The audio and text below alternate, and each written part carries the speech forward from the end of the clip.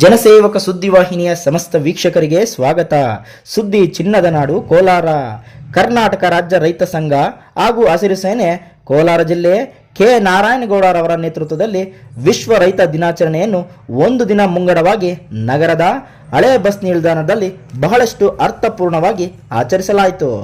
ಜಿಲ್ಲೆಯಾದ್ಯಂತ ಇರುವಂತಹ ರೈತರನ್ನು ಒಗ್ಗೂಡಿಸಿ ಜಿಲ್ಲಾಧಿಕಾರಿಗಳು, ಜನಪ್ರತಿನಿಧಿಗಳು, ಅಧಿಕಾರಿಗಳು, ನಗರಸಭೆ ಸೇರಿದಂತೆ ನೂರಾರು ಸಂಖ್ಯೆಯ ರೈತರೊಂದಿಗೆ ರೈತರ ವಿವಿಧ ಬೆಳೆಗಳು, ತರಕಾರಿಗಳು, ಹಣ್ಣುಗಳು, ಹೂ, ರಾಗಿ, ಭತ್ತಗಳೊಂದಿಗೆ ಸಿಂಗಾರಗೊಂಡ ವೇದಿಕೆಯಲ್ಲಿ ಅಧಿಕಾರಿಗಳಿಂದ ವಿವಿಧ ರೈತರಿಗೆ ಸನ್ಮಾನ, ಹೆಲ್ಮೆಟ್ ವಿತರಣೆ ಹಾಗೂ ರಸಗೊಬ್ಬರಗಳನ್ನು ವಿತರಿಸಿ ಇಡೀ ದೇಶಕ್ಕೆ ಅನ್ನ ನೀಡುವ ರೈತ ಈ ದೇಶದ ಬೆನ್ನೆಲುಬು ಯಾಕೆ ಆಗಿದ್ದಾರೆ, ರೈತ ತನ್ನ ಕೆಲಸವನ್ನು ನಿಲ್ಲಿಸಿದರೆ ತುತ್ತು ಅನ್ನಕ್ಕಾಗಿ ಇಡೀ ವಿಶ್ವವೇ ಏನಾಗಬಹುದು ಎಂದು ಅಧಿಕಾರಿಗಳ ಮಧ್ಯೆ ರೈತರಿಗೆ ತಿಳಿಸುವ ಮೂಲಕ ಅರ್ಥಗರ್ಭಿತ ಕಾರ್ಯಕ್ರಮಕ್ಕೆ ಸಾಕ್ಷಿಯಾದರು.